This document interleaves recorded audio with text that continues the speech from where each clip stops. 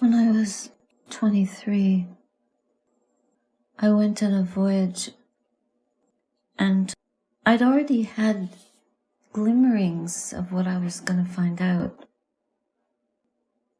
And one of the glimmerings I had while I was searching deeply for the meaning of life, I ran into some big spiders.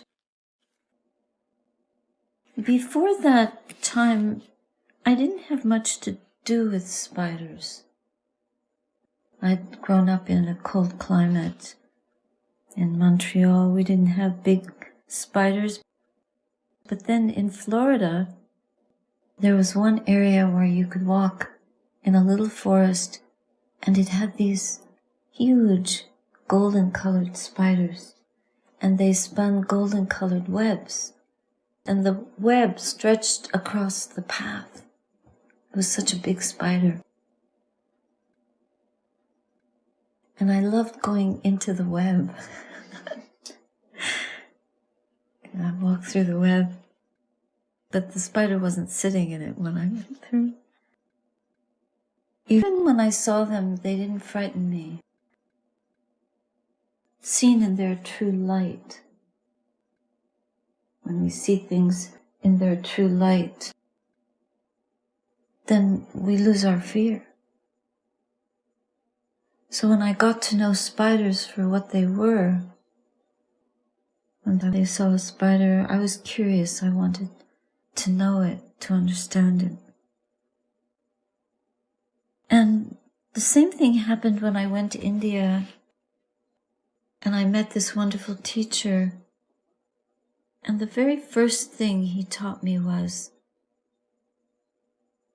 Sab ek hai, aur kuch nahi hai. All is one. There is nothing else. So it might sound like, so what? And I didn't really get it. It took me a long time. In fact, I'm still trying to get it. But I'm not trying to get anything. I'm trying to know it from here. So that early mindfulness, I had it with the spiders. Weak and fitful, gradually becomes a refuge. So in the beginning, I know from trying, you're trying to be mindful.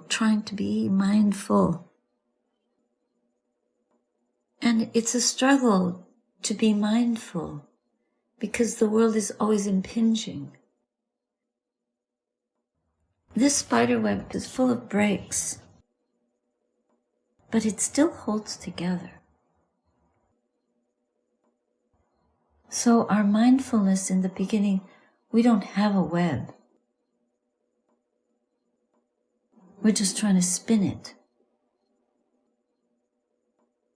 And it feels like it keeps getting broken. But little by little, we start to weave a web of mindfulness, which connects to all its other bits that we've tried to weave, that we've put out there. And eventually, it's a kind of a web that we can sit in, that we can be in, that we are in. We're not separate from it, and there is nothing else. There's no spider, and there's no web. There's just awareness.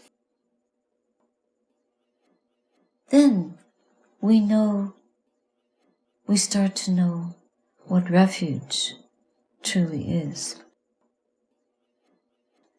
So the early mindfulness is weak and fitful because we're fighting our habits and our attachments to getting things done, having stuff, being with people, being with life, growing up.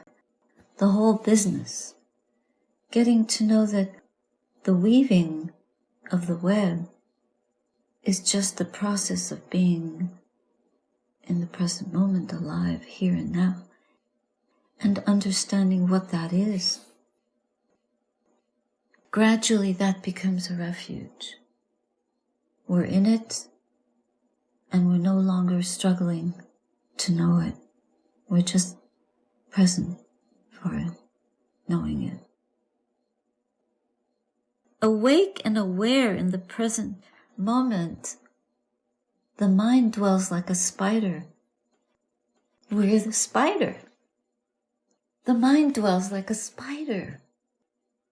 In the center of its web, immediately attending to every slight jolt to the mind. So anytime life impacts this stretched out embrace towards life that we hold in the heart, okay, come and get me. Or there is no me, there's just an invitation, a receptivity, a waiting, a beingness. There's no waiting, it's just senses are alert, mindfulness is sharpened and quiet. We have refuge. We're in the present moment, we're aware. And life comes, sometimes like a tidal wave, sometimes a little jolt. So being with every little jolt in the center of our web,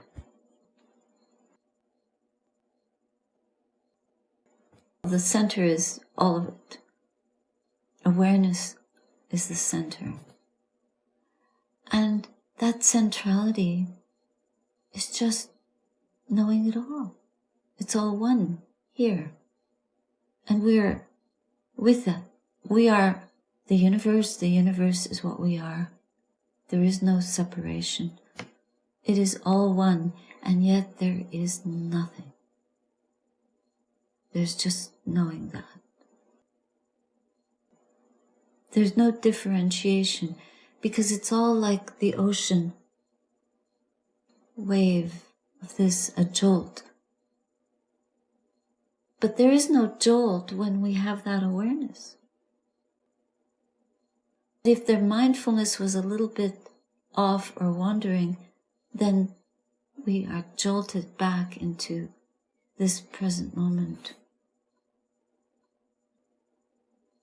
Every slight jolt to the mind before returning to the wakeful state. Just as a spider, sensing its web disturbed, darts out. Have you ever watched a spider when something gets into the web, its lunch? So it's going to run and grab it and eat this little morsel that came. It darts out and eats its prey before returning to its watchful state. So we dart out, get our breakfast, eat the breakfast. But we are practicing mindfulness, being aware while we eat, to remain in that wakeful state. But the sense doors impinge. I like this, I don't like that, it's hard to chew, it's pretty good. There's all of these judgments, evaluations, responses to the food, the taste, the hearing, the creatures, the coolness, the heat, the air, the wanting the next moment, what's in the kitchen, what will we do, blah, blah, blah. And life rolls along. But the spider sits at the center point, always sensitive to what is in the web, what is the movement, what is present, what is arising and ceasing. It's just a metaphor It's just an example. We have our ideas as human beings. Spiders don't have ideas. They're just responding like very elemental creatures to any jolt, any disturbance to their web. And we can take that metaphor into our complex human life and try to simplify it accordingly so that we're not dwelling and abiding in and taking refuge in the complexity.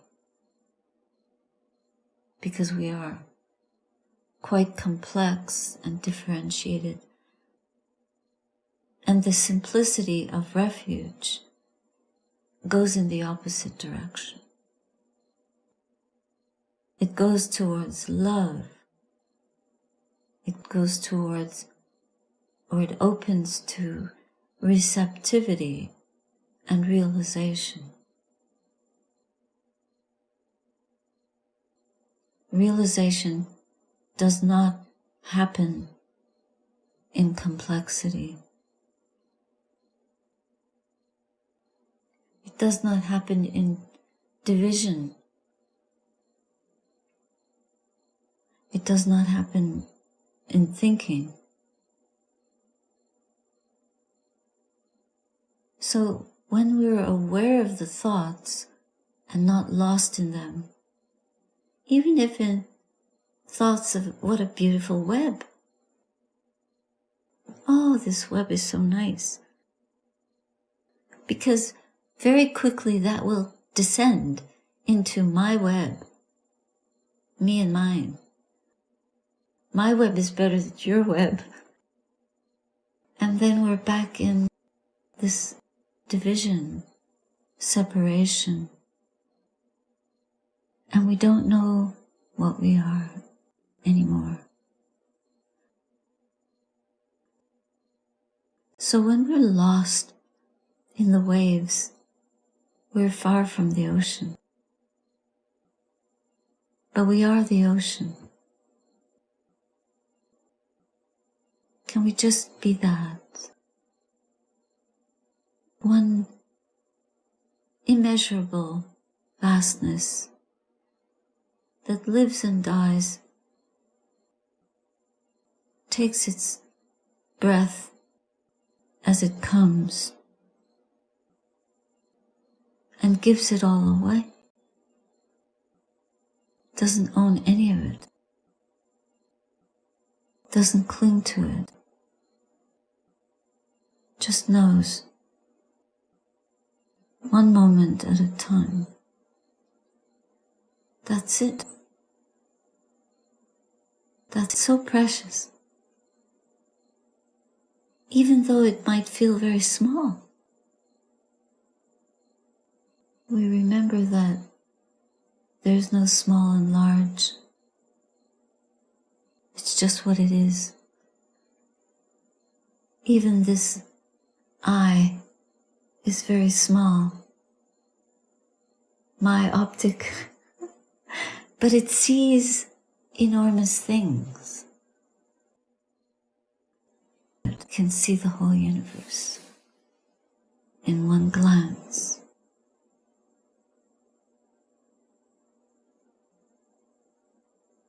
If we see not from my optic, but from that boundless, unbounded awareness, much bigger than a spider web. There is no web. It's just love. It's all one. Come back to the one rather than the many. That's refuge. Oh no, I have the real refuge. That's not refuge. That's self. That's ego. Me and mine. Judgment. Evaluation. Separation. Frustration. fascination, imitation. It's not true, not real. I bow at the feet of my teacher every day. I used to think he was dead, but he never dies. And all the other teachers, they're all one in this heart. So what he said to me many years ago, like 53 years ago, it's all one.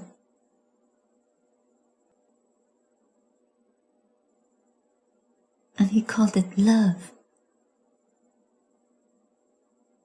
There's nothing else.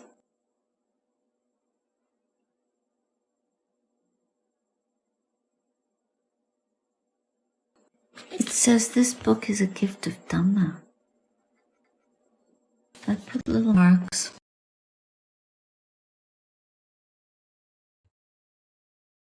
How much longer are we going to allow the mind to swing around and cavort so wildly? Look and see, it's right there in the center of the agitation, that the non-agitated mind lies, waiting.